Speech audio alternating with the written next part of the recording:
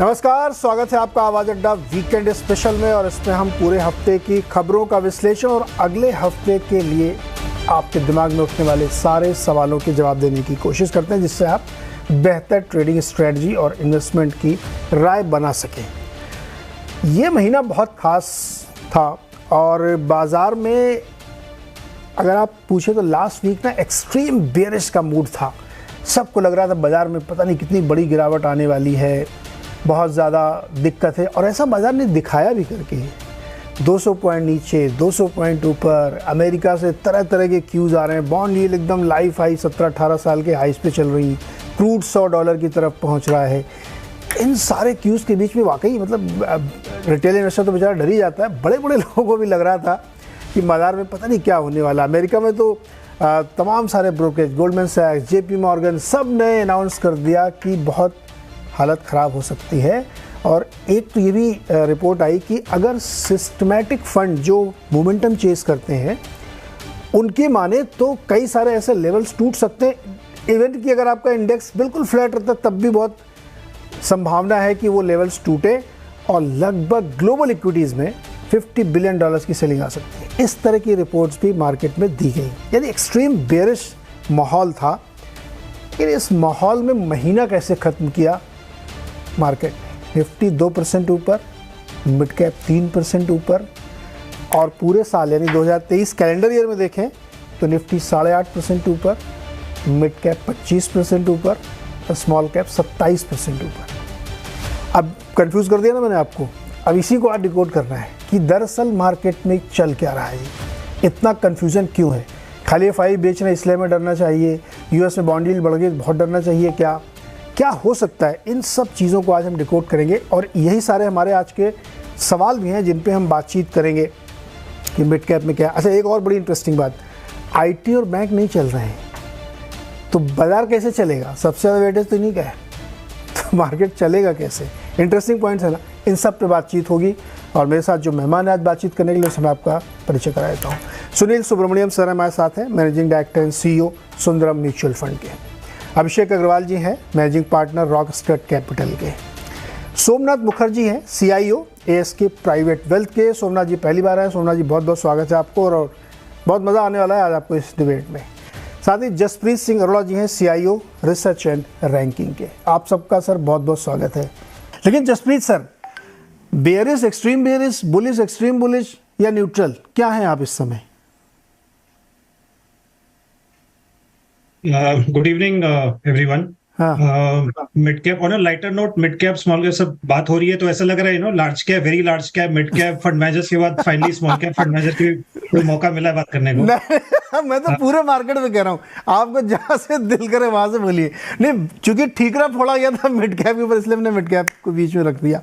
आप बताइए। बहुत इंटरेस्टिंग था सुनील जी ने, इतने मुझे ऐसा लग रहा था कुछ छोड़ तो दे सुनील जी हमारे लिए भी कुछ बोलने के लिए, बट इतना अच्छे से उन्होंने कैप्चर किया सारा। बट हमारा मल्टी कैप फंड है नीरज जी, तो एट ऑल टाइम्स हमें select mid cap, select small cap, select large cap ढूंढते रहते हैं। बट इस समय डेफिनेटली स्मॉल कैप या वेरी स्मॉल कैप जो थोड़े छोटे स्मॉल कैप्स है उसमें इंक्रीमेंटल एक्सपोजर हम कम कर रहे हैं, लार्ज कैप मिड कैप में ही ज्यादा रख रहे हैं। उसका रीजन भी सिंपल है कि करंट ईयर FY24 में आप EPS का P देखेंगे तो लगभग 20 टाइम्स आता है। अगले साल का देखेंगे 18 टाइम्स आता है। FY25 बहुत कंफर्टेबल लेवल है, बहुत ज्यादा इसमें कोई खोने को नहीं है, right. Margin of safety relatively high. Mid cap में देखेंगे again relatively compare to historical averages देखेंगे, प्रीमियम टू लार्ज कैप देखेंगे, बहुत ज्यादा कोई ऐसा नहीं है, दिक्कत नहीं है उसमें। दिक्कत या रिस्क कहाँ है ज्यादा, स्मॉल कैप या माइक्रो कैप में? वहां पे भी थोड़ा आई वुड से कि सर्टेन पॉकेट्स में जो मुझे यूफोरिया ज्यादा दिखता है, defence, PSUs, railway, capex stories, जो बीच में एक फेज आ गया था EMS, राइट, इलेक्ट्रॉनिक्स के रिलेटेड है। वो नए जो ये इस तरह का ट्रेंड आ रहा है जो काफी टाइम से या तो चले नहीं है या एकदम ही नए उभर के आए हैं, वो पॉकेट्स, उधर थोड़ा यूफोरिया ज्यादा है।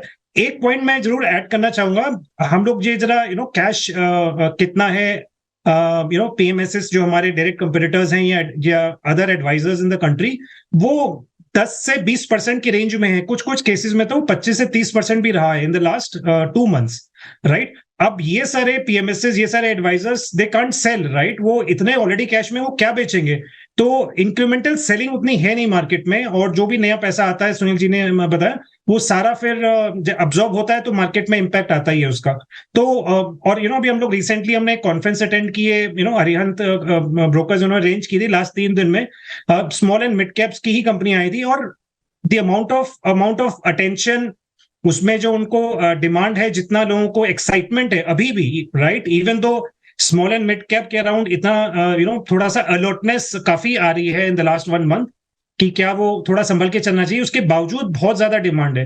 तो नो डाउट, जो भी थोड़ा 2-4-5 साल का व्यू ले रहे हैं और स्मॉल एंड मिड कैप का रिस्क रखते हैं, मार्केट रिवॉर्ड कर रही है, और मुझे लगता नहीं है बहुत ज्यादा इसमें डरने की जरूरत है, एज लॉन्ग एज वो क्वालिटी है, long term fundamental drivers driven है, अर्निंग्स ग्रोथ ड्रिवन है, और थोड़ा सा बस वो पी को बस थोड़ा संभाल के चलना चाहिए।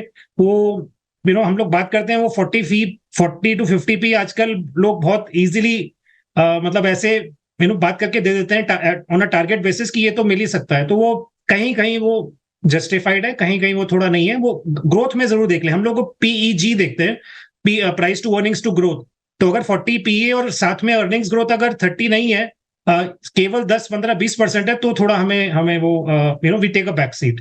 तो quality combined with earnings growth which is in the range of let's say 25 to 40, sir Jasprit अगर वैसा है तो क्वालिटी तो हम लोग उस दिन पता करेंगे जिस दिन मार्केट नीचे आएगा। तो ये जो दो सबसे बड़े सेक्टर, सबसे ज्यादा वेटेज रखने वाले सेक्टर है मार्केट के, और वही नहीं चल रहे, तो मार्केट कैसे चलेगा? जसप्रीत जी, कैसे चलेगा मार्केट जब यही नहीं चल रहा है, आईटी और बैंक?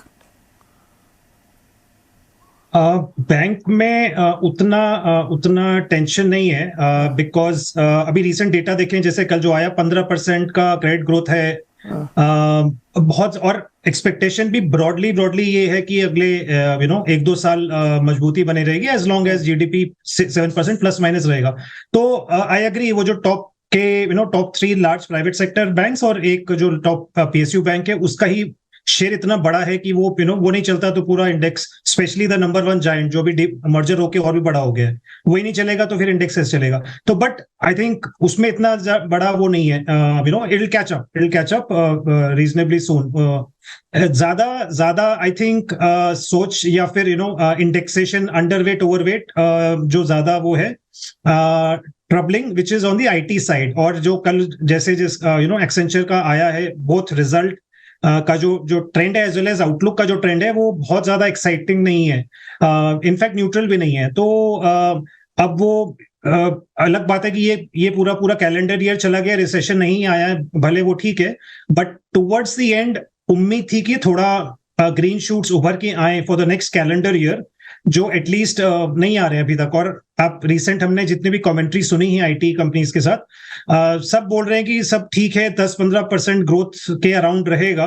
जो लार्ज कंपनीज हैं वो जरूर they are still struggling for a variety of reasons, चाहे वो कॉस्ट ऑप्टिमाइजेशन स्ट्रेटजीज कंपनीज अपना रही हैं, कंसोलिडेशन चल रहा है, या growth rates US, Europe, some large part of Asia उतनी अच्छी नहीं है। तो आईटी में आई वुड से जरूर one has to be very cautious. Bank I am not very disturbed और व्हाटएवर, उसमें अपॉर्चुनिटीज बहुत है नीरज जी। बैंक्स और द एंटायर बीएफएसआई में इतनी अपॉर्चुनिटीज है, एनबीएफसी, नॉन लेंडिंग, तो उसमें कहीं ना कहीं वो अल्फा बन जाता है, वो for multi cap PMSS and funds like us वो अपॉर्चुनिटी मिल जाती है। आईटी में जरूर दिक्कत आती है, बट इंडेक्स पे ऑब्वियसली वो एक कितने समय तक दिक्कत लग रही है अभी आईटी में? अभी कितना और समय लगेगा ठीक होने में? आईटी में कितना समय लगेगा?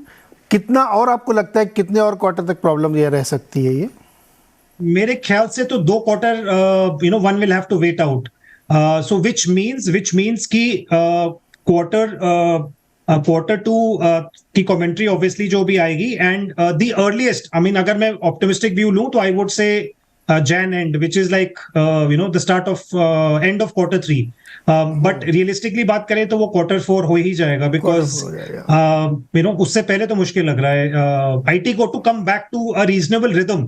एक बार के लिए एक बाउंस बैक जरूर आता है, बीच बीच में आता भी रहता है, ऐसा नहीं है कि ये इट्स बीन अ लैगर्ड कंटिन्यूअसली, एक महीना वो बीच बीच में बाउंस बैक देता है, बट वो सस्टेन नहीं करता है। तो सस्टेनेबल वाली जो एक बात है वो मेरे को लग रहा है कि some time in that JFM quarter ही आएगी at the earliest, if at all. Otherwise, maybe sometime even after that. Ji. Equity investments are subject to market risk. Read all investment related documents carefully. Visit www.researchandranking.com.